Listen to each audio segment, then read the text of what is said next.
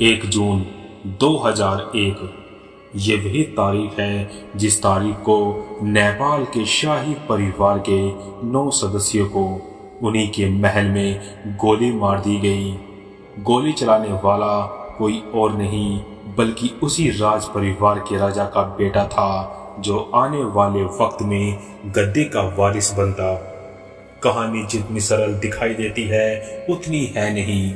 2001 को नारायण हिती पैलेस में जो कत्ले आम हुआ उसमें कई तरह के सवाल अनसुलझे छूट गए।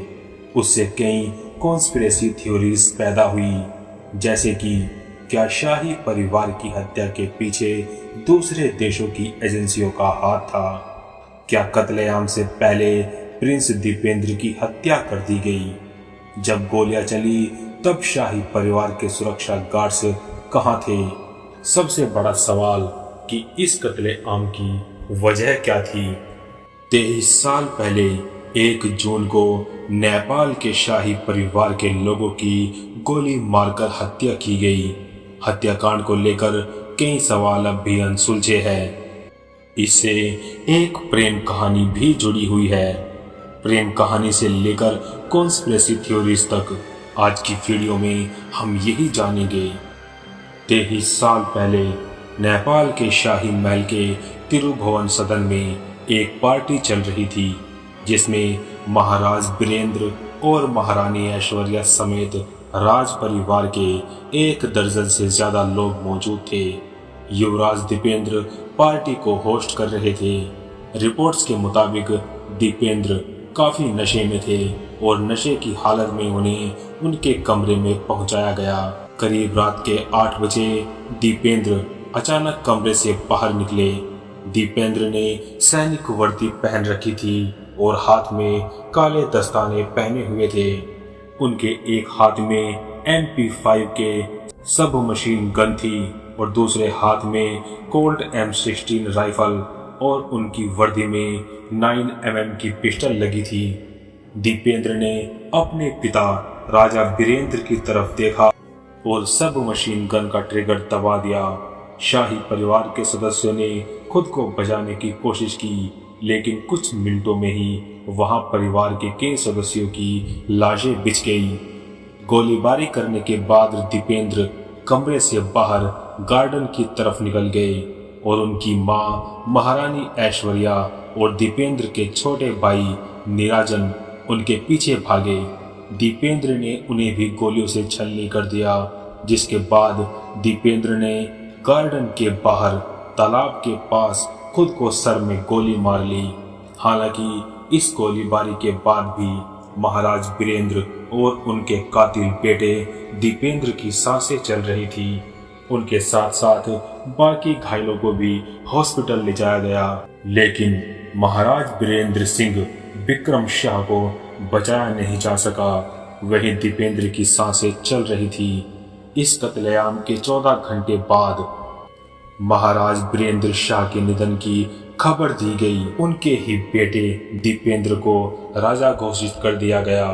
हालांकि तब तक नेपाल की जनता को यह नहीं बताया गया था कि शाही परिवार के सदस्य की मौत आखिर कैसे हुई।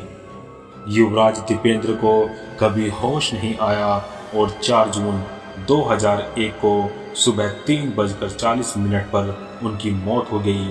दीपेंद्र की मौत के बाद नेपाल नरेश वीरेंद्र के छोटे भाई ज्ञानेंद्र 3 दिन के अंदर नेपाल के तीसरे राजा बने और उनके राजा बनने से पहले एक बेहोश शख्स 3 दिन तक नेपाल का राजा बना रहा।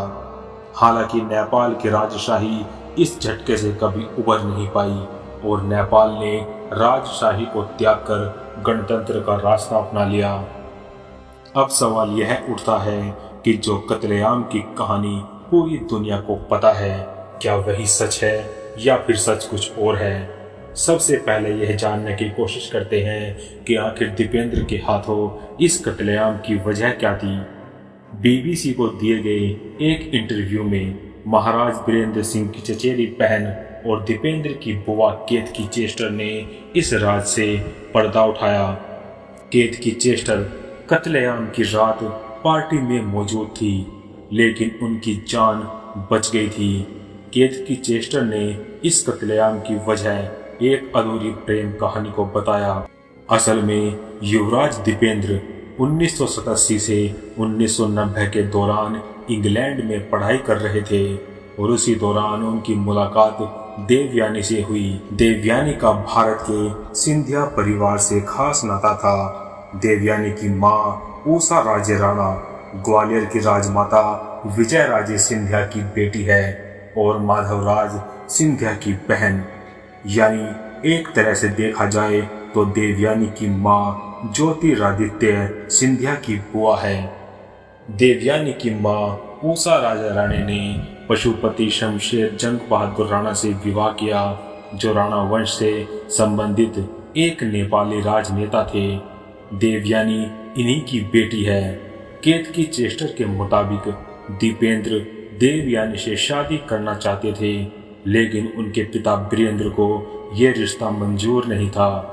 दूसरी तरफ देवयानी के परिवार को भी ये रिश्ता मंजूर नहीं था। यही नहीं, दीपेंद्र को खर्च करने के लिए मनचाहे पैसे भी नहीं मिल रहे थे और देवयानी से शादी करने पर उन्हें राज परिवार से बेदखल करने की धमकी भी दी गई, जिसके चलते दीपेंद्र काफी निराश थे और इसी निराशा के चलते उन्होंने कत्लेआम को अंजाम दिया। यह कत्लेआम का आधिकारिक वर्जन है। इसके इर्द गिर्द की कॉन्स्पिरेसी थ्योरीज पर भी बात कर लेते हैं। पहली थ्योरी इशारा करती है कि दीपेंद्र के चाचा और महाराज वीरेंद्र के भाई ज्ञानेंद्र की, और जिन्हें इस कत्लेआम के बाद महाराजा बना दिया गया। असल में ज्ञानेंद्र उस वक्त उस पार्टी में नहीं थे। हालांकि उनका बेटा पारस और परिवार के बाकी सदस्य उस पार्टी में मौजूद थे। इस कत्लेआम में आश्चर्यजनक ढंग से इन सब की जान बच गई, जिसके बाद यह अफवाह उठी कि ज्ञानेंद्र और पारस ने मिलकर इस हत्याकांड को अंजाम दिया। इस अफवाह को हवा मिली एक चश्मदीद गवाह से। साल 2008 में राजमहल में ड्यूटी पर तैनात एक जूनियर आर्मी स्टाफ ने उस नेपाली अखबार नया पत्रिका के सामने एक चौंकाने वाला खुलासा किया। उसने बताया कि युवराज दीपेंद्र तो शाही परिवार के कत्लेआम से पहले ही मर चुके थे। उसके मुताबिक उसने कत्लेआम से पहले दीपेंद्र की लाश देखी थी। दीपेंद्र को पीठ में 6 गोलियां और एक गोली बाएं बाजू पर लगी थी। अगर दीपेंद्र पहले ही मर चुके थे तो शाही परिवार पर गोलियां किसने चलाई? उस गवाह का कहना है कि महाराज ज्ञानेंद्र का बेटा पारस उस रात पार्टी में था और उसी ने एक शख्स के जरिए शाही परिवार और दीपेंद्र की हत्या करवाई। जिस शख्स ने इन सब को मारा उसने हूबहू दीपेंद्र जैसा मास्क पहन रखा था। इस थ्योरी को इसीलिए भी हवा मिली क्योंकि युवराज दीपेंद्र की मौत के बाद उनका पोस्टमार्टम नहीं हुआ और इलाज के दौरान शाही परिवार के डॉक्टर को उनसे मिलने भी नहीं दिया गया। कत्लेआम को लेकर अगला सवाल है कि जिस वक्त राजमहल में गोलियां चली तब शाही परिवार की सुरक्षा में तैनात गार्ड्स कहां थे? गोलियों की आवाज सुनने के बाद भी वो घटना स्थल की तरफ क्यों नहीं दौड़े, जबकि ये सब लोग घटना से सिर्फ 150 गज की दूरी पर मौजूद थे, जहां से इन्हें पहुंचने में सिर्फ 10 सेकंड का समय लगता। बाद में जांच कमेटी की रिपोर्ट्स के आधार पर 4 गार्ड्स को बर्खास्त कर दिया गया। नेपाल के उस वक्त के विदेश मंत्री रहे चक्रबस्तोला ने 2001 में प्रधानमंत्री रहे गिरिजा प्रसाद कोइराला के 2010 में निधन के बाद यह दावा किया था कि शाही परिवार के कत्लेआम की शाम पार्टी में पीएम कोइराला को भी बुलाया गया था, लेकिन वह नहीं पहुंच पाए थे, जिसकी वजह से उनकी जान बच गई। उनका कहना था कि इस कत्लेआम में पीएम को भी निशाना बनाया जाने था। इस कत्लेआम में एक कॉन्स्पिरेसी थ्योरी भारतीय खुफिया एजेंसी रॉ और अमेरिकी खुफिया एजेंसी CIA की भूमिका पर भी इशारा करती है।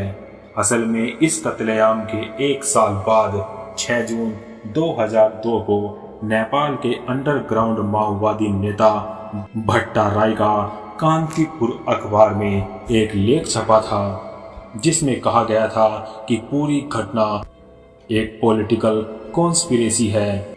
इस लेख में नेपाल के शाही परिवार की चीन के साथ बढ़ती नजदीकियों का हवाला देकर कत्लेआम में रॉ और CIA पर निशाना साधा गया। हालांकि इस कॉलम के छपने के ही तुरंत बाद अखबार के 3 एडिटर को गिरफ्तार कर लिया गया।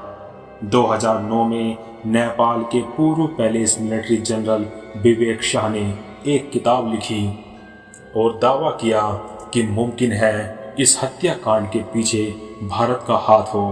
नेपाल के ही एक और नेता पुष्पकमल दहल ने भी दावा किया कि इस हत्याकांड के पीछे रॉ की साजिश थी। यानी कुल मिलाकर बात इतनी है कि शाही परिवार के 9 सदस्यों का कत्ल हुआ और इस कत्ल के 23 साल बाद भी इस हत्याकांड को लेकर कई सवाल जस के तस खड़े हैं। आगे की कुछ और थ्योरी पर भी नजर डाल लेते हैं। राजमहल में हुए नरसंहार के 8 साल बाद यानी 2009 में तुल बहादुर शेरचंद सामने आया और उसने कहा कि उस हत्याकांड का जिम्मेदार वही है। पेशे से पत्रकार रहे कृष्णा अविरल ने रक्तकुंड उपन्यास लिखा। कृष्णा ने राजमहल की एक महिला कर्मचारी के साथ इंटरव्यू किया जो रानी की सेविका थी। इस उपन्यास में लिखा गया कि दीपेंद्र के भेष में 2 नकाबपोश आदमियों ने गोलियां बरसाई। ये 2 नकाबपोश कौन थे, यह रहस्य अब तक सुलझा नहीं है। नेपाल के तत्कालीन राजा वीरेंद्र के छोटे भाई ज्ञानेंद्र उस रात महल में मौजूद नहीं थे। हत्याकांड में वीरेंद्र की तरफ से रिश्तेदार मारे गए, लेकिन ज्ञानेंद्र की तरफ से रिश्तेदार बच गए। इसके बाद आरोप लगाया गया कि ज्ञानेंद्र राजा बनना चाहते थे और गद्दी हथियाने के लिए जो हो सकता था उसी का षड्यंत्र हो। नारायण हिती राजमहल के परिसर में खतरनाक हथियारों से लैस सुरक्षा गार्ड बड़ी संख्या में मौजूद रहते थे। थ्योरी रही कि उनमें से कोई हत्याकांड के पीछे हो सकता था। इसके अलावा डॉक्टरों पर शक किया गया। सिर में गोली लगने के बाद प्रिंस दीपेंद्र 1 जून 2001 की रात से अस्पताल में 3 दिन तक कोमा में रहा। 3 दिन बाद उसकी मौत हो गई, लेकिन उसका पोस्टमार्टम नहीं किया गया। इनके अलावा एक और थ्योरी कुछ वक्त के लिए चर्चा में रही थी, सेल्फ बॉम्बिंग। कहा गया था कि इस हत्याकांड के पीछे मानव बम का धमाका हो सकता था। इन तमाम थ्योरीज के चलते सच का खुलासा नहीं हुआ। अलबत्ता कुछ सवाल जरूर खड़े होते रहे। पूरी घटना के दौरान राजमहल के गार्ड्स अपने कमरे से बाहर क्यों नहीं निकले? नेपाल के राजमहल के सुरक्षा कर्मी गोलियां चलने की आवाज के बावजूद वहां क्यों नहीं पहुंचे? और तमाम थ्योरीज पर क्या जांच हुई, क्या नतीजे निकले, यह आज तक अनसुलझे ही है।